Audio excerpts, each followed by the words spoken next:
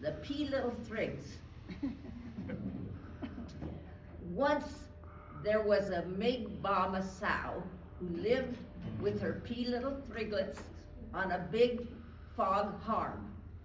They lived a line fife, slopping with gourds and wallowing in the pud muddle and all, until one night when the pig pow took the Pee Little Thrigs aside for a curious sock. Oink, she whined, creeping. Oink, oink, oink. Boys, you had her bed for the yest donder fonder before Harmer Fank bakes makin'. So a few hours before before haybreak, the Pee Little Thrigs set out to fate their fortune in the Feep Dorist. Now the little pig's name was Joe. Pojig said, I'm gonna build me a hoss trouse, and he began stricken up paw. The second piddle lig's name was Luke, and Pookleg said, I'm gonna build me a Hicks house, and he began sticking up pigs. Now the third piddle thig's name was Dave. I'm gonna have trouble standing up here. Okay. He was a mite barter than his smothers, earning him the name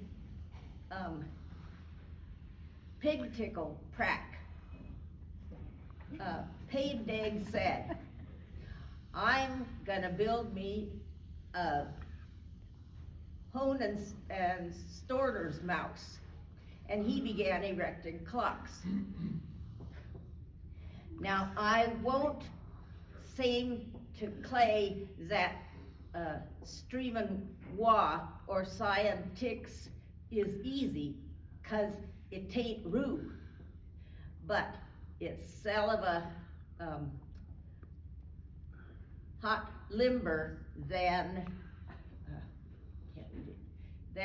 storing moans, and by the time Pave Dig had the fox riled for his fireplace, the other Pootigs were bun dildin and tootin' for ruffles.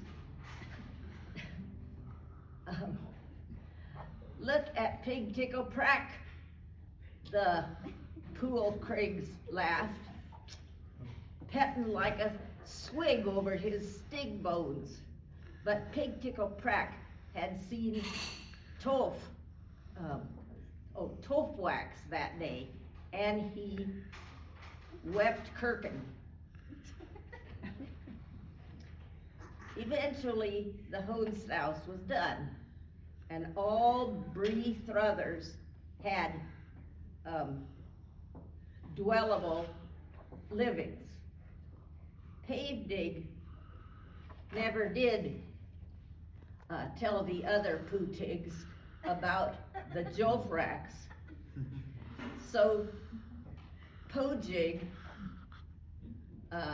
was shiny mocked to take up to the sounds of a Wallavantin wolf. Piddle dig, ket me lum in. Not by the chuz on my finny chin. Then I'll larf and I'll barf and I'll hoe your blouse down.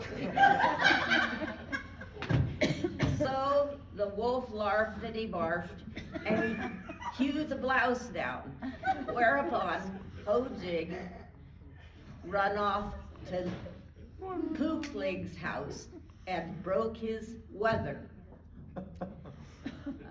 That hungry wolf was right behind. Piddle-digs, piddle-digs, I wants 2 pat figs, I does.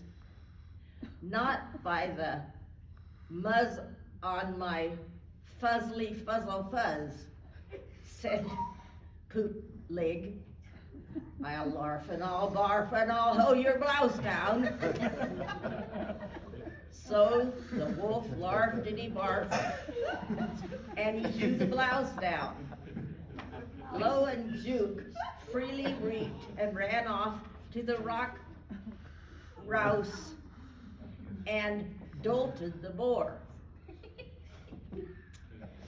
The hungry wolf got there quite rick, but that nasty fuff.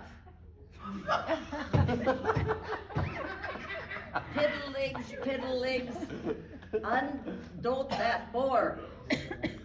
Not by the mosticles on my fandible, said Pave-dig, who never missed a chance to use a wig bird. Then I'll larf and I'll barf and I'll hoe your blouse down. Pave-dig just smiled and said, whoa, blay. But the wolf larfed and he barfed and he larfed and he barfed till he was fooing the place with no effectual notice on the stock rupture.